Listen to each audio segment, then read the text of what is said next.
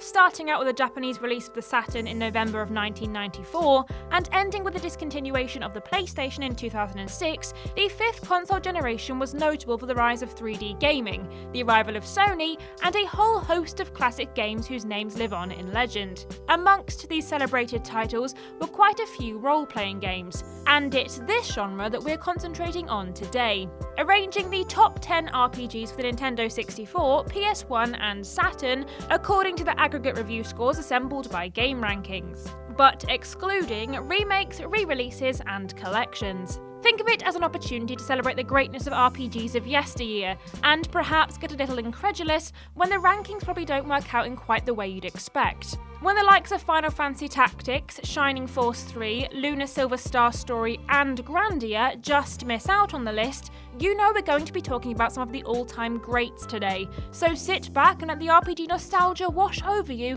like a sparkling, blocky, pixelated wave. I'm Ashton from TripleJump, and here are the 10 best-reviewed N64, PS1 and Saturn RPGs. Number 10, Ogre Battle 64, Person of Lordly Caliber, N64, 85.99%. Previously featured on our N64 Hidden Gems list, Ogre Battle 64, Person of Lordly Caliber, is one of two RPGs in this video that add a tactical strategy slant to role-playing proceedings. Part of a series more well known for the Tactics Ogre games, Ogre Battle 64 had players take control of a fledgling warrior known as Magnus Gallant and explore a nation sundered by civil war. The aim of the game is to amass an army while advancing the story, arranging and dispatching units, and taking part in real-time strategic battles, where a variety of units are prepared to fight and die in your name. Depending on certain decisions made throughout, one of three endings can be obtained, known as lawful, neutral, and chaotic. The latter of which sees Magnus branded a monster and outcast, despite still managing to save the day. Reviewers were impressed with the game's wealth of content, solid mechanics, and engaging storyline, but those high review scores didn't translate into great sales, making Ogre Battle 64 one of the more obscure games on this list. If you were one of the few who played this back in the day, you're truly a person of lordly caliber. Number 9, Paper Mario, N64, 88.81%. Here he is, that little mustachioed fellow again, sticking his bristly chops into pretty much any best of list going. Paper Mario's inclusion on this list marks the second and final N64 game to break into the top 10, meaning that Mario's papery adventure is officially the best reviewed role-playing experience on the console, and it's hard to disagree with that fact. As the first game in the Paper Mario series, this upper echelon N64 title marked the plumber's second foray into the genre, and first experience of getting flattened down into his papery form. Players were expected to guide the 2D hero on his quest to retrieve the 7-star spirits and put a stop to Bowser's latest nefarious princess kidnapping plans. This is mostly achieved by relying on the powers of various party members to solve puzzles, and by engaging in turn-based battles livened up by the inclusion of timed command prompts that boost an attack's effectiveness. Charmed by its witty writing and artful visual style, reviewers heaped praise on Mario's new papercraft-inspired direction,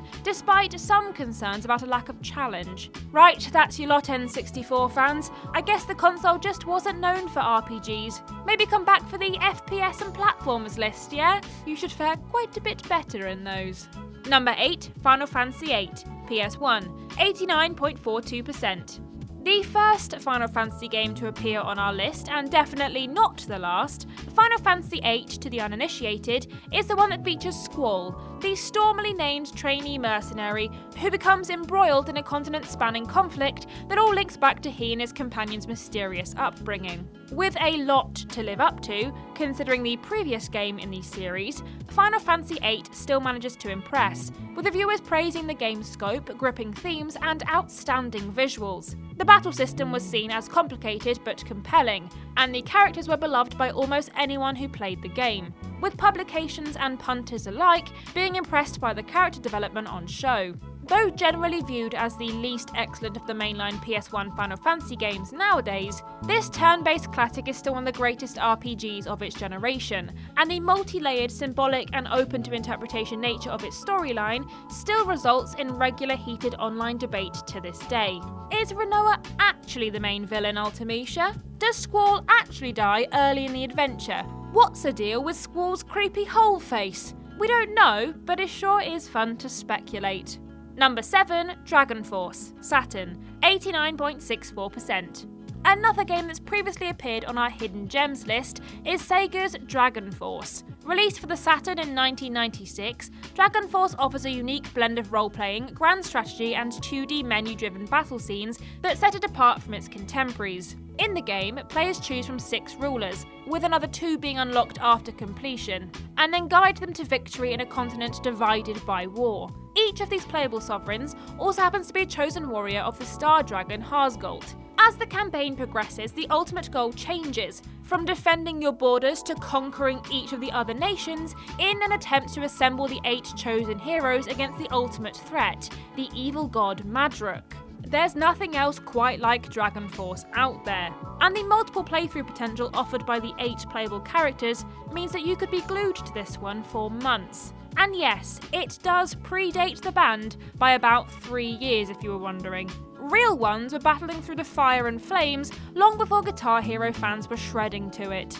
Number 6, Xenogears, PS1, 90.99%. Diving headlong into the 90% plus echelons now with Xenogears, a PS1 classic that is also the progenitor of Monolith Soft's now legendary Xenoblade series. Providing players with a thoroughly detailed world to explore that mixes mechanized warfare with dark fantasy, Xenogears won many fans with its multi-layered story and incredibly detailed lore, but was able to back up these strengths with a solid and involved battle system too. Players take on the role of martial artist and mech pilot Fei Feng Wong, a sufferer of retrograde amnesia who appears to be a person of interest for many shady characters involved in a war between 2 mighty nations. Battles take place both on foot and in mech, and the game's active battle system ensures that players are involved throughout. The characters' stats and abilities change depending on whether they're attacking in person or piloting a mech, adding another meaty layer to an already content-packed game. Much of the title's praise focuses on its story though, with some reviewers lauding it as one of the best yarns ever told in video game. High praise indeed, especially when you consider some of its PS1 peers. We won't comment too much on that debate, other than to remind Final Fantasy players that the most well-known doesn't necessarily mean best. Give Xenogears a chance, yeah? Number 5, Vagrant Story, PS1, 91.97%. If you like a bit more action in your role-playing, perhaps the next game on our list will grab your attention. If the gameplay doesn't, that crazy hairstyle surely will. Seriously, how does it keep those wacky strands in place? Anyway, Vagrant Story is, according to the gaming press, one of the 5th console generation's foremost action RPGs, and puts players in control of Ashley Riot. This young knight is initially in pursuit of a cult leader, but soon ends up embroiled in a story of subterfuge and betrayal concerning a mysterious dark power. The battle system allows Ashley to target specific body parts on his enemies, and gives players the opportunity to string together multiple chain attacks for high damage combos. This must be done while keeping an eye on the risk factor, which will accumulate the longer Ashley focuses on the same enemy, lowering his accuracy and defense. When not locked in combat, Ashley will be kept occupied by exploration and the occasional block-pushing puzzle. Once again lauded for its gripping storyline, Vagrant Story provided yet another fantastical tale for players to get to grips with, and gameplay that was a bit different to the usual turn-based fare. Definitely worth a play then. I wonder what brand of hair gel he uses. Number 4, Chrono Cross, PS1, 92.28%. Chrono Cross is a successor to legendary SNES RPG Chrono Trigger, and, like that game, it was never released in Europe. We didn't get Xenogears over here either. I don't know why they call it PAL territory, because that's definitely not how you treat your pals. Region woes aside, Chrono Cross provided a fantastic RPG experience across the board for our American and Japanese friends to enjoy, with its visuals, gameplay, music and plot all coming together to form an RPG that's as timeless as Balthazar himself. In the game, players take on the role of Surge, a dimension-travelling lad with a world-changing destiny, who is able to locate and recruit from a huge roster of over 40 characters. With this many folks to choose from and a highly customisable element system to play with, the scope for tweaking and personalising gameplay is huge, and this complexity, coupled with the parallel dimension-hopping gameplay, make for a deep and fascinating experience that's presented in simple enough terms that anyone should be able to get stuck in. Anyone apart from people who live in Europe, that is. Yes, I know a remaster recently came out digitally in Europe for modern consoles, but 22 years is a long time to hold on to bitterness, okay? Can't just let it go. Number 3, Final Fantasy VII, PS1, 92.35%. Hands up who thought this would be coming in third. No one, just as I thought. First off, you can blame reviewers of the time, not us. Secondly, isn't it interesting that there are 2 games that are reviewed higher than one of the most revered RPGs of all time? What could they possibly be? Well, you can find out after I've told you about this one. Legendary RPG Final Fantasy VII tells a story of corporate mercenary turned eco-terrorist Cloud, as he finds himself, confronts a troubled past, and amasses a group of memorable followers in and around the dieselpunk city of Midgar. Routinely lauded as one of the greatest games of all time, Final Fantasy VII was the first game in the series to dip heavily into science fiction, and was also the first main series Final Fantasy game to receive a European release. Completely captivating to a young PS1 owning audience, unused to the RPG genre's potential to entwine and fascinate, Final Fantasy VII instantly blew gamers away, with its presentation, involved battle system and iconic storyline. A defining game of its generation that would absolutely be on the top of this list if it was based on influence and lasting legacy. But those pesky review scores tell a slightly different story. Number 2, Panzer Dragoon Saga, Saturn, 92.46%. By the time Sega's Dragon Riding RPG was released, it had a lot holding it back from achieving the success it deserved. The Saturn was struggling in all territories, and Panzer Dragoon Saga received a very limited release in the West, which has led to its modern status as something of a holy grail for collectors. One thing it did have going for it though was undeniable quality. Following on from its rail shooter predecessors, Panzer Dragoon Saga combined the unusual setting and atmosphere, fantastic soundtrack, and outlandish creature design that the series was already known for, with a sprawling, strange world to explore and a battle system that blends rail shooter gameplay and turn-based RPG mechanics. Players control Edge, a lone mercenary hired by the Empire to form a bond with a mysterious drone Azul, and is chosen as the rider of a powerful dragon before being thrust into a world-spanning adventure. As the relationships between Edge, Azul and the dragon are explored,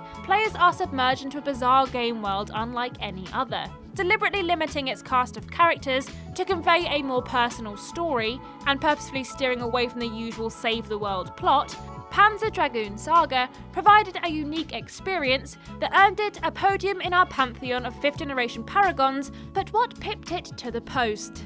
And number 1, Final Fantasy IX, PlayStation 1, 92.67%. Normal service has returned. It's Square again with another Final Fantasy, and it's Zidane's adventure that takes the crown. Released in 2000, Final Fantasy IX brought with it a more cutesy visual style and a setting that returned to the series' roots. But instead of fans and pundits being turned off by a seeming regression from how the series had developed in recent years, the game was lavished with praise for its world and character design. The combat dialed back on the complexity found in its 2 predecessors, instead allowing for 4 characters to be part of the active party at any time, giving players an extra level of tactical freedom. Characters also have abilities that are specific to them, such as Zidane's ability to steal items and Vivi's black magic, ensuring that every party member has an irreplaceable role. Final Fantasy IX was seen as a near-flawless continuation of the iconic franchise, and reviewers the world over sang its praises in loud, gleeful voices, making it the best-reviewed Final Fantasy game and RPG of its generation, even if user opinion doesn't necessarily coincide with that sentiment. Still, not bad for a fella who also won the World Cup and the Champions League, right? Oh wait, that's a different Zidane.